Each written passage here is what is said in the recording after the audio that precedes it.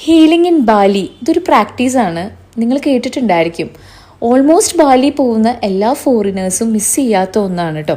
കാരണം ഇതൊരു റിലാക്സേഷൻ മാത്രമല്ല, നമ്മളായിട്ട് തന്നെ റീകണക്ട്. തട്ടം ഞാൻ പറയട്ടെ, ഇപ്പൊ ശരിക്കും നമ്മുടെ മതത്തിൽ തട്ടം ഡ്രസ്സിന്റെ മോഡസ്റ്റി, ഒരു മോഡസ്റ്റി ആണ് ഒരു അങ്ങനെ കാത്തു സൂക്ഷിക്കുന്ന പറയുന്നത്. എനിക്ക് എന്റെ മോഡസ്റ്റി ഒന്നും ഞാൻ ഇങ്ങനെ നടക്കുന്നതായിരുന്നു. അസ്സലാം മാറില്ലേ, ഞാൻ ആർക്കും പ്രത്യേകിച്ച് പരിചയപ്പെടുത്തേണ്ട ആവശ്യമില്ലല്ലോ അല്ലെ. കേരളത്തിൽ സെക്സ് എഡ്യൂക്കേഷനുമായി ബന്ധപ്പെട്ട് ഒരുപാട് വീഡിയോസ് ചെയ്തിട്ടുള്ള ഒരാളാണ് ഈ പറയുന്ന അസ്ലാം. സെക്സ് എഡ്യൂക്കേഷൻ എന്തോ മോശമായിരുന്നു എന്ന് ചിന്തിച്ചിരുന്ന കാലത്ത് തന്നെ അസ്ല ഇതിനെ കുറിച്ച് വീഡിയോസ് ഒക്കെ ചെയ്തിട്ടുണ്ടായിരുന്നു. ആദ്യം കുറെ നെഗറ്റീവ് ആയിരുന്നെങ്കിലും പിന്നീട് പതിയെ അസ്ലയുടെ കണ്ടന്റുകൾ ആളുകൾ ഏറ്റെടുക്കാൻ തുടങ്ങി. അതിനുള്ള മെയിൻ കാരണം സെക്സ് എഡ്യൂക്കേഷനെ കുറിച്ച് ഇത്ര വ്യക്തമായി പറഞ്ഞു തരാൻ അന്ന് അതിന് വേറെ ക്ലാസ്സോ അല്ലെങ്കിൽ യൂട്യൂബ് ചാനലോ ഒന്നും മലയാളത്തിൽ ഇല്ലായിരുന്നു. ആകെ ഉണ്ടായിരുന്ന അസ്ലയുടെ യൂട്യൂബ് ചാനൽ മാത്രമാണ്. പിന്നെ കുറച്ച് അവിടെയും ഇവിടെയും ഒക്കെ ആയിട്ട് ഡോക്ടേഴ്സിന്റെ ചാനലും ഉണ്ട്. പക്ഷെ അവരൊന്നും അസ്ലയുടെ അത്ര പോപ്പുലർ അല്ലായിരുന്നു. എന്തായാലും അങ്ങനെയൊക്കെ കാര്യങ്ങൾ പോയിക്കൊണ്ടിരിക്കുന്നതിനൊക്കെയാണ് അസ്ലയുടെ കല്യാണം കഴിഞ്ഞത്. നല്ലൊരു ഹസ്ബൻഡ് ആയിരുന്നു, ഭയങ്കര ഹാപ്പി ലൈഫായിരുന്നു. ഇപ്പൊ അവർക്ക് ആ ബന്ധത്തിൽ ഒരു കുഞ്ഞുമുണ്ട്. എന്തായാലും കല്യാണം കഴിഞ്ഞതോടെ അസ്ലയുടെ സെക്സ് എഡ്യൂക്കേഷൻ സംബന്ധമായിട്ടുള്ള വീഡിയോകളൊക്കെ ഒരുപാട് കുറയാൻ തുടങ്ങി. കൂടുതലും ഫാമിലികളൊക്കെ കണ്ടന്റുകൾ ചെയ്യാൻ തുടങ്ങി. അതിന് കാരണം മറ്റൊന്നുമല്ല, ഫാമിലി ആയി കഴിഞ്ഞാൽ അതിന്റേതായ ബിസിയൊക്കെ ഉണ്ടാവുമല്ലോ. അപ്പൊ സ്വാഭാവികമായിട്ടും ഈ സെക്സ് എഡ്യൂക്കേഷനുമായി ബന്ധപ്പെട്ട് പ്രോപ്പർ റിസർച്ച് ചെയ്യാനൊന്നും സമയം കിട്ടില്ല.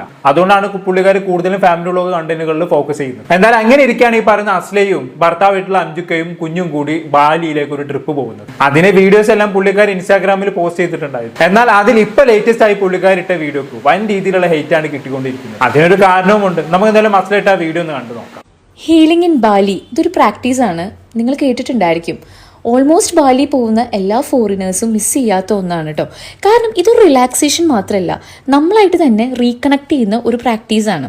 നമ്മൾ മൈൻഡ് ഭയങ്കര കാമാക്കാനും നമ്മുടെ ബോഡിയിൽ സ്റ്റോർ ചെയ്തേക്കുന്ന സ്ട്രെസ് ഇല്ലാതാക്കാനൊക്കെ ഇത് ഹെൽപ്പ് ചെയ്യും. ഇത് സൗണ്ട് ഹീലിംഗ് പ്രാക്ടീസ് ചെയ്യുന്നുണ്ട്. ഓരോ സിംഗിങ് ബൗൾസ് ഉണ്ടാവും, അതിൻ്റെ വൈബ്രേഷൻസ് ഒക്കെ ഭയങ്കര റിലാക്സിങ് ആണ്. ഒരു ഇമോഷണൽ ബാലൻസ് എന്നൊക്കെ പറയില്ലേ, ഇതൊരിക്കലും ഒരു മതപരമായിട്ടൊന്നും എനിക്ക് തോന്നിയില്ല. മറിച്ച് നമ്മുടെ മൈൻഡ് ബോഡി സ്പിരിറ്റിനൊക്കെ ഒരു റെസ്റ്റ് ചെയ്യും. അത് അത്യാവശ്യമാണല്ലോ.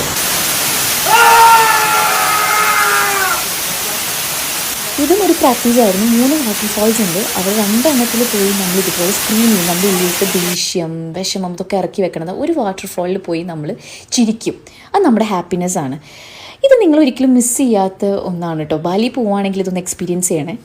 ആഹാ, കൊള്ളാം, നല്ല വീഡിയോ. ബാലിയിൽ പോകുന്നു, അവിടുത്തെ ട്രഡീഷൻ ഫോളോ ചെയ്യുന്നു, കൊള്ളാം, നന്നായിട്ടുണ്ട്. പക്ഷെ അസ്ലയുടെ വീഡിയോ കണ്ട പലർക്കും ഒട്ടും അങ്ങോട്ട് ദഹിച്ചില്ല. പലരും ഇത് കണ്ട് പല രീതിയിലുള്ള കമന്റുകളും ചെയ്യാൻ തുടങ്ങി. ഞാൻ വേണമെങ്കിൽ അതിൽ വന്ന് ചില കമന്റ്സുകളൊന്ന് വായിച്ചു തരാം. ബ്രോ, നീ എന്താ ഇത് പറയുന്നത്? മതപരമായിട്ടല്ല ഞാനും പറയുന്നത്. നീ ബാലി പ്രൊമോട്ട് ചെയ്യുന്നതിന് മുമ്പ് വാ, നമുക്ക് നാട് കാണാം. ഓക്കെ, എന്താണോ നീ നിന്റെ മകളെ പഠിപ്പിക്കുന്നത്? വിഷമം തോന്നുന്നു. So sorry to me. Asla, താൻ ഒരു മുസ്ലിം സ്ത്രീയല്ലേ? ഈ വസ്ത്രധാരണ ശരിയാണെന്ന് തനിക്ക് തോന്നുന്നുണ്ടോ? ഞാൻ തന്റെ വീഡിയോസ് എപ്പോഴും കാണുന്ന ഒരാളായിരുന്നു. താൻ ഒരുപാട് നല്ല ഇൻഫർമേഷൻ തരാറുണ്ട്. ബട്ട് തന്റെ ഈ വസ്ത്രം അത് പതനത്തിന്റെ അങ്ങേയറ്റമാണ് മോളെ. തനിക്കിത് വായിക്കുമ്പോൾ ചിലപ്പോൾ ഇഷ്ടപ്പെടില്ലായിരിക്കാം. എനിക്ക് പറയാതിരിക്കാൻ തോന്നിയില്ല. Take care your self. ഇത്തരത്തിലുള്ള ഒരുപാട് കമന്റുകൾ ഈ വീഡിയോയുടെ കമന്റ് ബോക്സിൽ കാണാം. പണ്ടൊക്കെ അസ്ലയുടെ കമന്റ് ബോക്സിൽ ഇത്തരം കമന്റ്സ് കുറവായിരുന്നു. നെഗറ്റീവ് കമന്റുകൾ ഒത്തിരി ഉണ്ടായേക്കാം. പക്ഷേ ഈ അടുത്ത കാലത്താണ് മതവുമായി ബന്ധപ്പെട്ടുള്ള കുറെ കമന്റ്സ് അസ്ലയുടെ വീഡിയോക്ക് താഴെ വരാൻ തുടങ്ങിയിട്ടുള്ളത്. അതിനുള്ള മെയിൻ കാരണം അസ്ല ഇതിനു മുമ്പേ കൊടുത്തൊരു ഇന്റർവ്യൂ തന്നെയാണ്. കുറച്ച് ആഴ്ചകൾക്ക് മുമ്പ് ഐസ് ബ്രേക്കിംഗ് എന്റർടൈൻമെന്റ്സ് എന്ന് പറഞ്ഞൊരു ചാനൽ അസ്ല കൊടുത്തൊരു ഇന്റർവ്യൂ വൻ രീതിയിൽ വിവാദമായി മാറിയിട്ടുണ്ടായിരുന്നു. അത് വൻ രീതിയിൽ ചർച്ച ചെയ്യപ്പെടുകയും ചെയ്തിട്ടുണ്ടായിരുന്നു. സംഭവം നടന്നു വെച്ചാണെങ്കിൽ ആ ഇന്റർവ്യൂവിൽ അസ്ല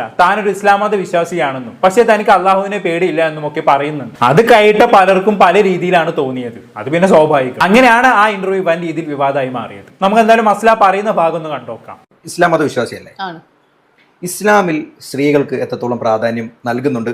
പലരും പല രീതിയിൽ പറയുന്നത് ഞാൻ കേട്ടിട്ടുണ്ട്. ഇസ്ലാമിൽ സ്ത്രീകൾക്ക് പ്രാധാന്യം കൊടുക്കുന്നില്ല, പുരുഷ മേധാവിത്വമാണെന്നൊക്കെ. അങ്ങനെ തോന്നിയിട്ടുണ്ടോ? ഒരിക്കലും ഇല്ല. സ്ത്രീ എന്ന് വെച്ചാൽ അങ്ങനെ ചെയ്യുന്നവരുണ്ടായിരിക്കും, വളച്ചൊടിക്കുന്നവരുണ്ടായിരിക്കും. പക്ഷെ ഖുറാനിലോ ഞങ്ങളെ മതപണ്ഡിതന്മാരോ എല്ലാം വെച്ചിട്ട് സ്ത്രീകൾക്ക് ഏറ്റവും കൂടുതൽ റെസ്പെക്ട് കൊടുക്കുന്ന ഒരു മതമാണ് ഇസ്ലാം എന്ന് പറയുന്നത്. ഏറ്റവും കൂടുതൽ വെച്ചാൽ ഏറ്റവും കൂടുതൽ. പിന്നെ അത് വളച്ചൊടിച്ച് പറയുന്ന, നമുക്ക് എന്തും വളച്ചൊടിച്ച് പറയാലോ. അങ്ങനെ വളച്ചൊടിച്ചിട്ടായിരിക്കും സ്ത്രീകളെ സപ്രസ് ചെയ്തിരിക്കുന്ന പറയുന്നത്. പക്ഷെ ഏതൊരു മതവും പോലെ ഏറ്റവും ബ്യൂട്ടിഫുൾ ആയിട്ട് സ്ത്രീകളെ വർണ്ണിച്ചിരിക്കുന്നതും ഏറ്റവും രീതിക്ക് ഒരു മതത്തിലും പറഞ്ഞിട്ടില്ല കഠിനമായ ജോലികൾ സ്ത്രീകൾ ചെയ്യണ്ട എന്ന് പറയുന്ന മതമാണ്. എന്തുകൊണ്ടാണെന്ന് എടുത്തും കൂടി പറയുന്നുണ്ട്.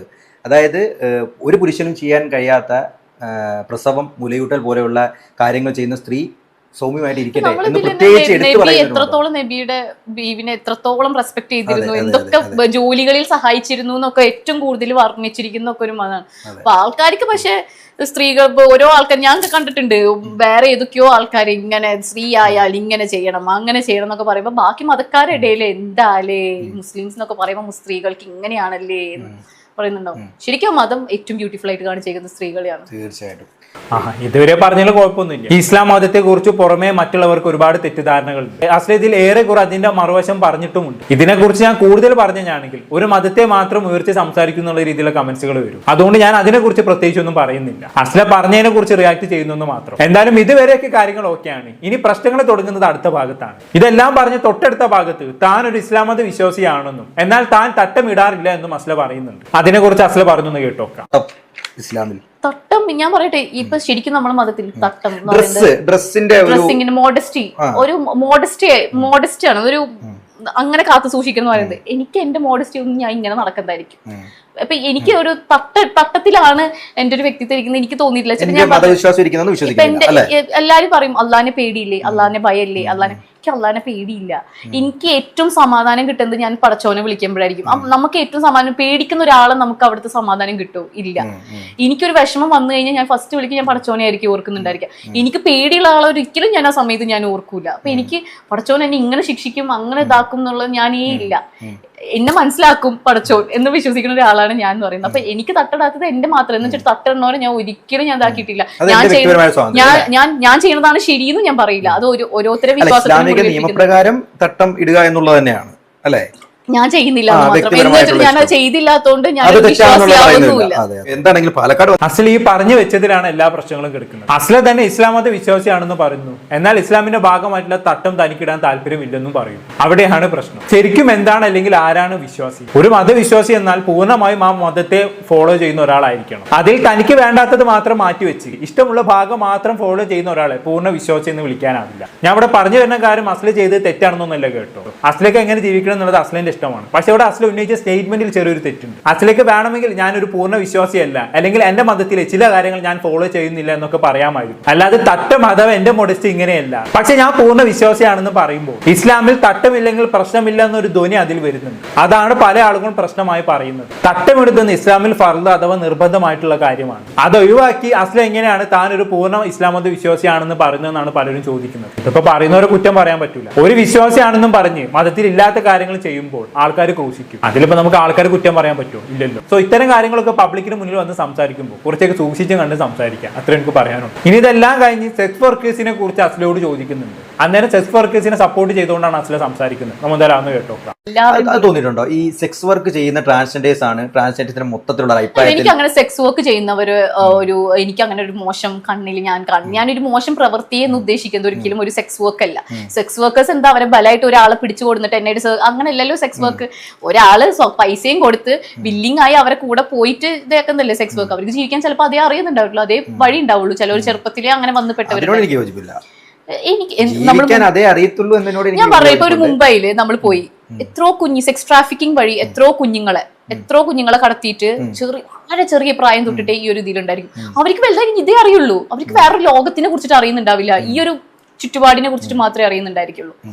ഓക്കെ, സെക്സ് വർക്ക് നിവർത്തികേടുകൊണ്ട് ചെയ്യുന്നതാണ് അല്ലെങ്കിൽ അവർക്ക് ഇതൊക്കെ ചിലപ്പോൾ അറിയത്തുള്ളൂ എന്നൊക്കെ അസ്ല പറയുന്നതിനോട് എനിക്ക് യോജിക്കാൻ ബുദ്ധിമുട്ടുണ്ട്. വേറെ ചെറിയ തരത്തിൽ എത്രയോ ജോലികളുണ്ട്. അതൊന്നും നോക്കാതെ സെക്സ് വർക്ക് ചൂസ് ചെയ്യുന്നത് എന്തിനാണ്? സിമ്പിൾ, എളുപ്പത്തിൽ പണം കിട്ടുന്നതുകൊണ്ട് മാത്രമാണ്. പിന്നെ ചെറുപ്പത്തിൽ ഇതിൽ പെട്ടുപോയവരുണ്ട്. അതുപോലെ സെക്സ് ട്രാഫിക്കിൽ ഇരയായവരുമുണ്ട്. അവരൊക്കെ അതിൽ മറ്റുള്ളവരുടെ ഭീഷണി കൊണ്ട് പെട്ടുപോകുന്നതാണ്. അവർക്ക് രക്ഷപ്പെടാൻ വഴിയില്ലാത്തത് കൊണ്ട് സെക്സ് വർക്ക് ചെയ്തു പോകുന്നതാണ്. എന്ന് കരുതി സെക്സ് വർക്കേഴ്സിന് ഒരിക്കലും ഗ്ലോറിഫൈ ചെയ്യാവുന്ന ഒന്നല്ല. ശരീരം വിറ്റ് ചുളുവിൽ നല്ല പൈസ സമ്പാദിക്കാൻ നോക്കുന്നവരാണ് അവർ. അല്ലാതെ അവർക്ക് അത് മാത്രമേ ചെയ്യാൻ അറിയോ എന്ന് പറയണ്ട. എത്രയോ ചെറിയ തരം ജോലികളുണ്ട്, അത് ചെയ്യാലോ. എന്തുകൊണ്ടാണ് അവരതൊന്നും ചെയ്യാത്തത്? കാരണം ചെറിയ ജോലികൾക്ക് ചെറിയ ശമ്പളം കിട്ടുന്നത് കൊണ്ട് മാത്രമാണ് അവരതൊന്നും ചെയ്യാത്തത്. യൂട്യൂബിലും ഇൻസ്റ്റാഗ്രാമിലും സബ്സ്ക്രിപ്ഷൻ വഴി ബോഡി കാഴ്ചവെക്കുന്നവരെയും എന്തായാലും ഈ ഗണത്തിൽ കൂട്ടാവുന്നതാണ്. ഞാൻ ഒരിക്കലും ഈ ചെറിയ വസ്ത്രം ധരിക്കുന്നതിനൊന്നുമല്ല കേട്ടോ കുറ്റം പറയുന്നത്. അവരുടെ ബോഡി അവരുടെ ചോയ്സ്. എന്നാൽ സ്വന്തം ബോഡി ഒബ്ജക്ടിഫൈ ചെയ്യുന്നതിനെ ഒരിക്കലും പ്രോത്സാഹിപ്പിക്കാവുന്നതല്ല. അതങ്ങനെ പോട്ടെ. ഇതിലും കോമഡി ശ്രീലക്ഷ്മി അറക്കലിനെ കുറിച്ച് ഇതിൽ സംസാരിക്കുന്നുണ്ട്. അതിനെ കുറിച്ച് ഇവർ പറഞ്ഞു നമുക്കൊന്ന് കേട്ടോക്കാം. അതുപോലെ തന്നെ വളരെ എന്റെ കണ്ടിട്ടുണ്ടോന്ന് എനിക്കറിയില്ല, നമ്മുടെ ശ്രീലക്ഷ്മി അറക്കലിനെ അറിയാമല്ലോ? ശ്രീലക്ഷ്മി അറക്കൽ എന്ന് പറയുന്ന വ്യക്തി എന്റെ നല്ല സുഹൃത്താണ്. ഞാനുമായിട്ട് ഇന്റർവ്യൂ ചെയ്ത സമയത്താണ് പൊട്ടിക്കരഞ്ഞത്. ഒരു പൊട്ടിക്കരഞ്ഞ ആ ബൈറ്റ് എവിടെയും കണ്ടിട്ടുണ്ടോ? ഒരുപാട് അടുത്ത് കറങ്ങിയിരുന്ന ബൈറ്റാണ്. പൊട്ടിക്കരഞ്ഞു. അത് വെടി എന്ന് എന്നെ വിളിക്കുന്നു. വെടി, അതായത് ഞാൻ ചെയ്ത ഇന്റർവ്യൂ ആണ്. വെടി എന്ന് എന്നെ വിളിക്കുന്നു എന്നുള്ള രീതിയിൽ പറഞ്ഞ് പൊട്ടിക്കരയാണ്. പൊട്ടിക്കരയാന്ന് പറഞ്ഞാൽ അത്രയും ഉള്ളിൻ്റെ ഉള്ളിൽ ഞാനത് നേരിട്ട് കണ്ട ആളെന്നുള്ള രീതി അറിയാം. പെട്ടെന്ന് സഡൻലി ആക്ഷൻ ആയിരുന്നു. പെട്ടെന്ന് വിങ്ങി പൊട്ടുന്ന, നമുക്ക് കണ്ടുകൊണ്ടിരുന്ന എല്ലാവർക്കും സങ്കടം തോന്നി. അത്തരത്തിൽ ഈ കമന്റ് ഇടുന്നവന്മാരോടൊക്കെ എന്താണ് പറയാനുള്ളത്? ഭയങ്കര മോശമാണ്. മോശമൊക്കെ തലമണ്ടക്കിട്ട് കൊടുക്കണം. അല്ല അവന്റെ വീട്ടിലൊന്നും അമ്മയും പെങ്ങന്മാരും അല്ല, തിരിച്ച് അവരെ അങ്ങനെ വിളിക്കുമ്പോൾ മാന്യമായിട്ട് വിമർശിക്കാം. തിരിച്ച് അവരെ അങ്ങനെ വിളിക്കുമ്പോഴേ അവർക്ക് അതിന്റെ സങ്കടം, അവർക്ക് അങ്ങനെ ഒരു വേടില്ല, അതാ വിഷയം. മനസ്സിലാവും. വേടൻ എന്ന് പറയുന്ന ഒരു വേടില്ല. അതെ, അതായത് അത് ഇവർ തന്നെ സൃഷ്ടിച്ച വേടാ അത്. അതെ, അവരോടൊന്നും പറഞ്ഞിട്ട് കാര്യമില്ല. അവര് സഹതാപം മാത്രം. ചില ആൾക്കാരോട് നമ്മൾ എന്ത് പറഞ്ഞിട്ട് ഒരു കാര്യമില്ല. അവർക്ക് അറിയാഞ്ഞിട്ടാണോ അത് മോശമാണെന്ന് അറിയാഞ്ഞിട്ടൊന്നല്ലല്ലോ. ഒരു വിളിക്കുമ്പോ ഒരു മനസുഖം വിളിക്കുന്നു, ബാക്കിയുള്ളവർ കരയണ കാണുമ്പോൾ അതിനേക്കാൾ വലിയ രസം. ഓരോക്കെ സാഡിസ്റ്റുകൾ എന്ന് പറയും. അസ്ല പറഞ്ഞൊക്കെ ശരിയാണ്, അനാവശ്യമായ സ്ത്രീകളെ വെടിയെന്നൊക്കെ വിളിക്കുന്നത് തെറ്റ് തന്നെയാണ്. പക്ഷേ ശ്രീലക്ഷ്മി അറക്കലിന്റെ കാര്യത്തിൽ അതൊരു തെറ്റാണെന്ന് പറയാൻ പറ്റൂല. ശ്രീലക്ഷ്മി ഓരോന്നും പറഞ്ഞു കൂട്ടിയതിന്റെ അടിസ്ഥാനത്തിൽ മാത്രമാണ് ആളുകൾ അവളെ വെടിയെന്ന് വിളിക്കുന്നത്. പണ്ട് ശ്രീലക്ഷ്മി ഇന്റർവ്യൂവിൽ വന്ന് പറഞ്ഞ എന്താണ്, ഞാൻ 10-ൽ താഴെ ആളുകളുമായിട്ട് മാത്രമേ സെക്സ് ചെയ്തിട്ടുള്ളൂ, എന്നിട്ടാണ് ആ ദുഷ്ടന്മാരെന്നെ വെടി എന്ന് വിളിക്കുന്നതെന്നാണ് ശ്രീലക്ഷ്മി അന്ന് പറഞ്ഞത്. എന്താണ് പാവണ്ട് കേട്ടോ. എന്നാൽ ഇങ്ങനെ ആരും ചേച്ചിനെ വെടി എന്നൊന്നും വിളിക്കരുത് കേട്ടോ. പിന്നെ ഇങ്ങനെ സ്വന്തമായി തന്നെ പല അപവാദങ്ങളും പറഞ്ഞ് പരത്തിയിട്ടുള്ള ഒരാളാണ് ഈ പറയുന്ന ശ്രീലക്ഷ്മി അറക്കൽ. എന്നിട്ട് നാട്ടുകാർ ഇതിനെ കുറിച്ച് പറഞ്ഞപ്പോഴാണ് മൂപ്പത്തിക്ക് പ്രശ്നം. ശ്രീലക്ഷ്മി ഇന്ന് പറയുന്നതല്ല നാളെ പറയാം. എപ്പോഴും ഓരോന്ന് പറഞ്ഞ് ഏറി പോരാണ് ഇവളുടെ മെയിൻ പരിപാടി. ഒന്ന് ആദ്യം ആ വാ ഒന്ന് അടുക്കി വെക്കാൻ പറയാം, അല്ലെങ്കിൽ വായിന്ന് വരുന്ന സംസാരം ശ്രദ്ധിക്കുക. അങ്ങനെയെങ്കിൽ ഈ പ്രശ്നമൊന്നും ഉണ്ടാവത്തില്ല. എനിക്ക് തോന്നുന്നത് ഈ തെറ്റും ശരിയും തിരിച്ചറിയാനുള്ള ഈ വകതിരിവ് ശ്രീലക്ഷ്മിക്ക് ഇല്ലെന്ന് തോന്നുന്നു. അതുകൊണ്ടാണ് ഇങ്ങനെ ഓരോന്ന് വിളിച്ചു പറയുന്നത്. എന്തായാലും അതവിടെ കിടക്കട്ടെ. ഞാൻ കൂട്ടത്തിലൊന്ന് ജസ്റ്റ് റിയാക്ട് ചെയ്തേ ഉള്ളൂ. ഇനി അസ്ലെ പ്രഗ്നന്റ് ആയ ഒരു വീഡിയോ യൂട്യൂബിൽ ഇട്ടിട്ടുണ്ടായിരുന്നു. അത് പലരും കണ്ടു കാണും. അത് അന്ന് വൻ വിവാദമായി മാറിയിട്ടുണ്ടായിരുന്നു. ഒരു നിലപാടല്ലേ. അതുപോലെ തന്നെ പ്രധാനപ്പെട്ട എനിക്ക് ഞാൻ ഒരു വീഡിയോ കണ്ടിരുന്നു നമ്മുടെ പ്രഗ്നൻസിയുമായി ബന്ധപ്പെട്ട്. അതിനുള്ള ധൈര്യം എവിടെ നിന്ന് വന്നു? ചാൾസ് ശോഭരാജിൽ പോലും കാണാത്ത ധൈര്യം എവിടെ നിന്ന് കിട്ടി?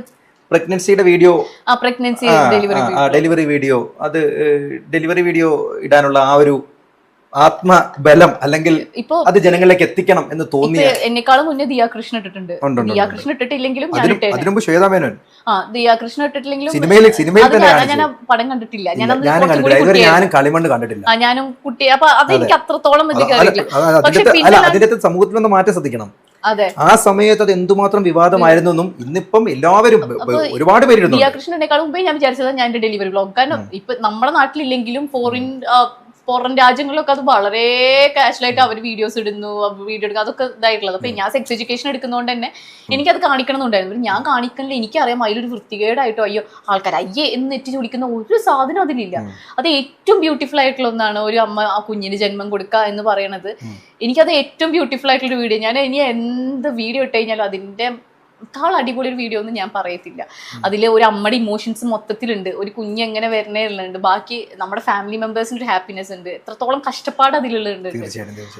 അതെനിക്ക് ഭയങ്കര, ഞാൻ വിട്ട വീഡിയോസിൽ ഏറ്റവും പ്രൗഡായിട്ട് എനിക്ക് തോന്നിയൊരു സാധനം അത്. അതിലൊരു എനിക്കൊരു ധൈര്യത്തിന് ഒരു കുറവും ഉണ്ടായിരുന്നില്ല. ആൾക്കാർ അത് എങ്ങനെ എടുത്താലും എടുത്തില്ലെങ്കിലും അതെനിക്ക് എന്റെ തീരുമാനമാണ്. അത് മറ്റൊരാളും കൈകടത്തേണ്ട ആവശ്യമില്ല. ഞാൻ തീരുമാനിക്കും, ഞാൻ ചെയ്യും. എന്റെ സോഷ്യൽ മീഡിയ പ്രൊഫൈൽ അതാണ്. പ്രസവം എന്നുള്ളത് ഒരു വലിയ പ്രോസസ്സ് തന്നെയാണ്. അസ്ലെ തന്റെ ഡെലിവറി വീഡിയോ ഇട്ടപ്പോൾ കുറെ പേര് നെഗറ്റീവ് കമന്റ്സ് ഇട്ടിട്ടുണ്ടായിരുന്നു. കുറെ ആളുകൾ അന്ന് പറഞ്ഞത് ഇതൊക്കെ വെറും പൈസയ്ക്ക് വേണ്ടിയാണ്, അതുപോലെ പൈസയ്ക്ക് വേണ്ടി അസ്ലെ സ്വന്തം പ്രസവം വിറ്റ് കാശാക്കുന്നൊക്കെ പറഞ്ഞവരുമുണ്ട്. ശരിക്കും പറഞ്ഞാൽ അസ്ലെ അന്നിട്ട വീഡിയോക്ക് കാശ് വരെ കിട്ടിയിട്ടില്ല. യൂട്യൂബിൽ ചില ഗൈഡ് ലൈൻസ് ഒക്കെ ഉണ്ട്. പ്രത്യേകിച്ച് കുട്ടികളുടെ കാര്യത്തിലൊക്കെ ഭയങ്കര സ്ട്രിക്റ്റ് ആണ് യൂട്യൂബ്. ചോരക്കുഞ്ഞിന് അതേപടി കാണിച്ചത് കൊണ്ട് തന്നെ അസ്ലയുടെ ഡെലിവറി വീഡിയോക്ക് യൂട്യൂബ് പ്രത്യേകിച്ച് പണമൊന്നും കൊടുത്തിട്ടില്ല. അതിനെക്കുറിച്ച് മുന്നേ തന്നെ ഓൾറെഡി നമ്മൾ ഡിസ്കസ് ചെയ്തതാണ്. ഇന്റർവ്യൂവിൽ ഈ ഭാഗം കണ്ടപ്പോൾ ഞാൻ ഒന്നുകൂടെ പറഞ്ഞതേ ഉള്ളൂ. എനിവേ, എന്താണെന്നായിട്ട് നിങ്ങൾക്ക് തോന്നുന്നത് താഴെ കമന്റ് ബോക്സിൽ രേഖപ്പെടുത്തുമല്ലോ. അടുത്തൊരു ടോപ്പിക്കുമായി വീണ്ടും കാണാം.